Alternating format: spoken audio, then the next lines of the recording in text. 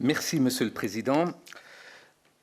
Dans l'église de Souillac, dans le Lot, à droite de la façade principale, se trouve une curieuse représentation. La partie gauche est occupée par le sacrifice d'Abraham. Au centre, une bordure d'oiseaux de proie et de bêtes sauvages que vous pouvez vérifier ici même. Enfin, à droite, 3 couples enlacés que vous voyez ici même. Quelle idée a guidé le sculpteur de cette œuvre mystérieuse? Les hypothèses ne manquent pas. L'artiste a voulu associer le sacrifice, c'est-à-dire l'interdit, la violence bestiale et l'amour. Cette association donne à réfléchir. Guerre, meurtre, sacrifice. Cette violence considérée comme typique de l'Ancien Testament n'est pas absente non plus du Nouveau Testament. La Bible éclaire avec éloquence les chemins conceptuels de l'ennemi, de la violence en Israël, ces chemins qui convergent vers le calvaire, d'où Jésus de Nazareth appelle à une autre violence, celle de l'amour. Dans les textes bibliques, il n'y a pas d'homologie entre ennemis et étrangers.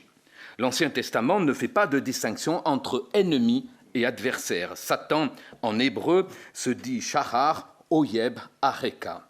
Cette absence de différenciation sémantique en hébreu entre un ennemi privé personnel et l'ennemi du peuple ou l'ennemi de Dieu a été reprise dans la Bible et s'étend au Nouveau Testament. La notion de xnénos en grec désigne un étranger ou un inconnu et est également liée au sens d'invité. Selon le droit antique, il était impératif en effet d'offrir l'hospitalité à l'étranger. Seulement, dans certains usages, le terme aliotrios en grec désigne à la fois l'étranger et l'ennemi.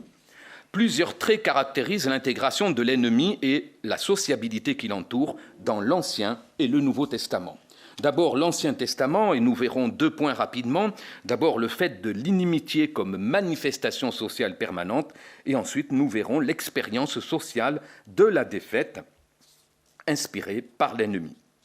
Dans l'Ancien Testament, l'ennemi est une catégorie théologique, puisque c'est Yahvé lui-même qui le désigne par l'intermédiaire de Moïse. Le peuple élu peut avoir à combattre 2 types d'ennemis. Il y a d'abord des nations très éloignées de lui, et puis ensuite il y a les païens installés dans la terre d'Israël. Pour les premiers, sans doute faut-il entendre par là qu'elles n'habitent pas la terre promise et ne représentent donc pas une menace existentielle pour les Hébreux, dont la vocation est le contrôle exclusif de cet espace. 2 configurations se présentent alors. Si ces nations ouvrent leur ville au peuple élu, celui-ci se contentera de leur imposer corvée et travail à son profit.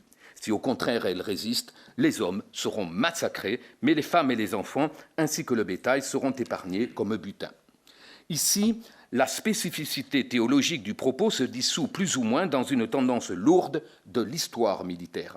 À toutes les époques, en effet, la ville qui résiste prend un gros risque. Certes, les remparts offrent aux assiégés une position dominante, d'où ils peuvent accabler l'assiégeant sous divers projectiles, d'où aussi ils ne se privent jamais de rallier son dénuement.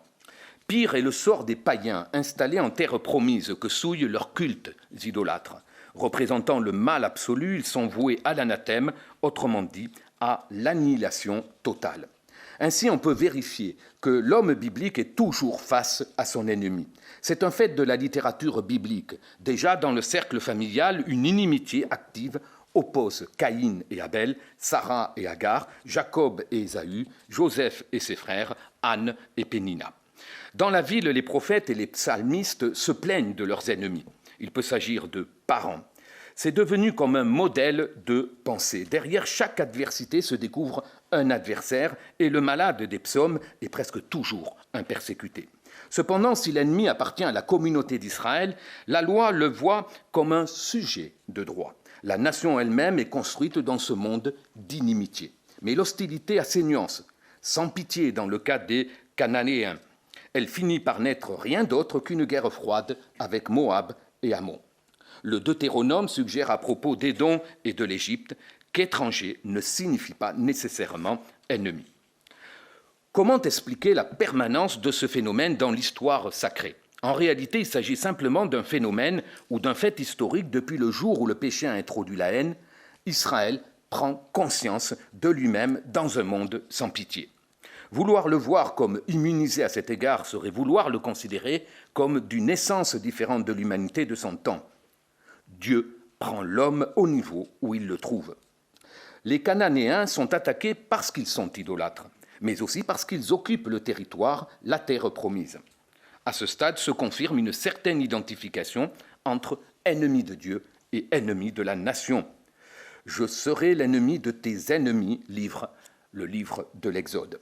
La lutte de Saül contre David est le récit le plus détaillé d'une querelle personnelle qui subsiste. Seul Saül est l'ennemi ici.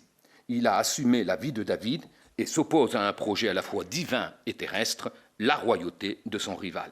Le motif profond de leur haine est celui le plus souvent présenté dans la Bible, à savoir l'envie. Quant à David, il évite de se laisser contaminer par la haine de Saül et son attitude est telle qu'un chrétien qui devrait le dépasser a encore un long chemin à parcourir pour l'égaler. De nombreux fidèles adorateurs de Dieu ont dû vivre à leur niveau un drame semblable à celui de David, dans lequel abondent les signes d'un certain raffinement moral. L'appel de Dieu s'insérant pleinement dans leur désir de vivre les a conduits à se débarrasser de leur égoïsme sans perdre le contact avec l'existence. Deuxième point, l'expérience sociale de la défaite imposée par l'ennemi. En tant que nation, Israël a vécu une expérience très similaire. Pour une guerre infligée à d'autres, comme celle de la conquête, combien de guerres a-t-elle dû affronter? Au fil du temps, l'image de l'ennemi s'est progressivement confondue avec celle de l'oppresseur. Il n'y a là rien là-dedans qui puisse alimenter les rêves de puissance. Ainsi, Israël a appris que Yahvé, loin de rendre le juste plus fort, préfère le libérer lui-même. L'ennemi n'est pas vaincu par le juste qu'il a opprimé et périt victime de lui-même, les exemples de Saül ou d'Aman. Jusqu'à ce que vienne sa défaite, il ne triomphe pas sans raison. Il punit au nom de Dieu et enseigne sans le vouloir. Son élimination complète est liée à la plénitude de la bénédiction. Or, tout au long de l'histoire, Yahvé le laisse subsister. Et cette persistance indique deux choses. D'abord, le niveau d'accomplissement de la promesse et la fidélité du peuple. D'une part et d'autre part, le temps de la plénitude n'est pas encore arrivé. Ceux qui ont répété les malédictions du psalmiste longtemps après lui ne pouvaient pas le faire au nom des mêmes intérêts particuliers ni à l'égard des mêmes personnes. Il y a déjà là une certaine purification.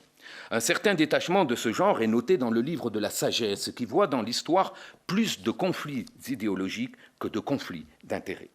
Lorsque les Maccabées, reprenant la tradition de la guerre sainte, combattent pour leur vie et pour leur loi, ils le font avec une certaine conscience du double objectif exprimé par cette formule qui unit sans confondre. En un mot, d'une part, le principe juridique du talion, qui d'ailleurs met un certain frein à la vengeance, et n'est jamais nié la victoire d'Israël, conçue comme la destruction de ses ennemis. D'autre part, l'expérience et la lumière divine guident les cœurs vers l'amour. Au milieu des conseils de prudence, Ben Sira demande à l'homme de pardonner afin d'être pardonné par Dieu. Ce sera l'exigence de Jésus de Nazareth lui-même. Nouveau Testament à présent, où nous relèverons deux points fondamentaux. D'abord, le commandement de Jésus de Nazareth vis-à-vis du concept d'ennemi, et d'autre part, la victoire sur l'ennemi lui-même. La stupéfiante nouveauté introduite par le Christ fut le commandement « Aimez vos ennemis ». Sa traduction française est doublement piégée, car amour peut renvoyer à trois réalités bien différenciées en grec, le désir sexuel, éros, l'amitié, philia, et l'amour spirituel, l'agapé. Ensuite, ennemi peut recouvrir deux sens. On peut désigner l'ennemi privé, ektros, comme l'ennemi public, polémios. C'est d'agapé et d'ektros dont il est question dans le texte original des évangiles.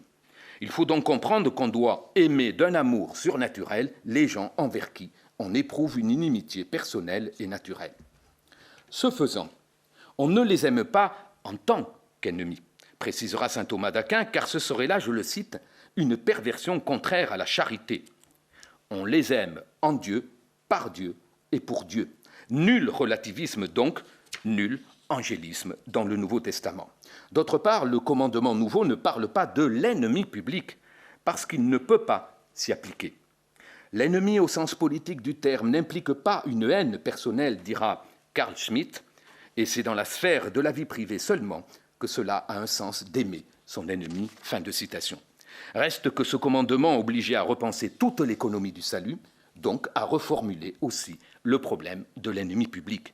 Il s'agissait entre autres de comprendre comment le même Dieu avait pu ordonner l'extermination de certains ennemis dans l'Ancien Testament et l'amour de tout homme dans le Nouveau.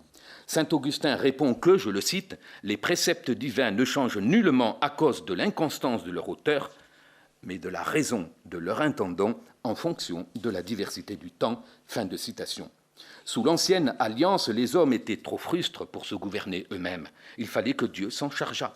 Or, Dieu, par définition, c'est, et je reprends ici saint Augustin, c'est ce qu'il convient à chacun de faire ou de subir. Donc, en ordonnant l'annihilation des idolâtres, il n'était ni cruel ni injuste, pas plus que les Hébreux n'étaient injustes ou cruels en lui imposant et en lui obéissant, car de tels ennemis avaient bel et bien mérité leur sort. Cette pédagogie théocratique et cette destruction des méchants, suggère l'évêque d'Hippone, permirent l'émergence d'une humanité meilleure, non pleinement spirituelle certes, mais du moins assez évoluée pour que Dieu conclut avec elle une nouvelle alliance. Désormais, il ne lui parle plus directement, mais la laisse assumer son destin à la lumière de l'Évangile. Si l'on ne trouve plus trace de guerre sainte dans cette nouvelle alliance, c'est sans doute parce que nul homme n'est assez bon pour décréter l'ennemi radicalement mauvais. En revanche, le Nouveau Testament ébauche une doctrine de la juste guerre qui, pour n'avoir été que récemment et partiellement incorporée au magistère catholique, a néanmoins imprimé sa marque à toute la pensée occidentale. Dernier point, et second point de cette seconde partie, la victoire sur l'ennemi. « Aimez vos ennemis, faites du bien à ceux qui vous haïssent », affirme précisément l'Évangile de saint Matthieu. Ce commandement se distingue parmi les exigences les plus récentes de Jésus. Lui-même avait des ennemis qui ne le voulaient pas comme roi, comme le dit une parabole dans saint Luc. Ils l'ont tué et il leur a pardonné sur la croix. C'est ce que doit faire le disciple en imitant son maître, en imitant le Père qui est aux cieux, dont il pourra ainsi obtenir le pardon. Le chrétien qui pardonne n'a aucune illusion sur le monde dans lequel il vit, tout comme Jésus n'avait aucune illusion sur les pharisiens et Hérode. Mais il met en pratique le conseil de l'Écriture. Amasser des charbons ardents sur la tête de l'ennemi. Ce n'est pas une vengeance. Ce feu se changera en amour si l'ennemi y consent. L'homme qui aime son ennemi aspire à en faire un ami et prend des moyens prudents pour y parvenir. En ces choses, Dieu lui-même l'a précédé. Lorsque nous étions ses ennemis, il nous a réconciliés avec lui par la mort de son Fils. Jésus de Nazareth ne vient donc pas pour nier l'inimitié et la figure de l'ennemi, mais pour la manifester dans toute sa dimension au moment de la vaincre. Ce n'est pas un fait comme les autres, c'est un mystère, un signe du règne de Satan, l'ennemi par excellence. Dans le jardin d'Éden, une inimitié l'oppose déjà aux enfants d'Ève.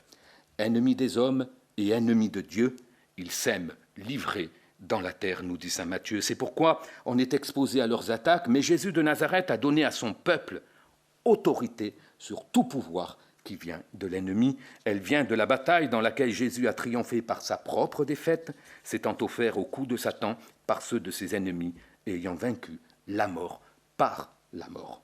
Il a ainsi brisé le mur d'inimitié qui entourait l'humanité jusqu'au jour où le Christ, en mettant, et je cite ici la première lettre aux Corinthiens, tous ses ennemis à ses pieds, détruit pour toujours la mort qui est le dernier ennemi. Le chrétien lutte ainsi, et j'en termine ici, avec Jésus contre le vieil ennemi du genre humain. Autour de lui, certains se comportent en ennemis de la croix du Christ, mais il sait que la croix le conduit au triomphe. Cette croix est le lieu hors duquel il n'y a pas de réconciliation avec Dieu ni entre les hommes. Je vous remercie.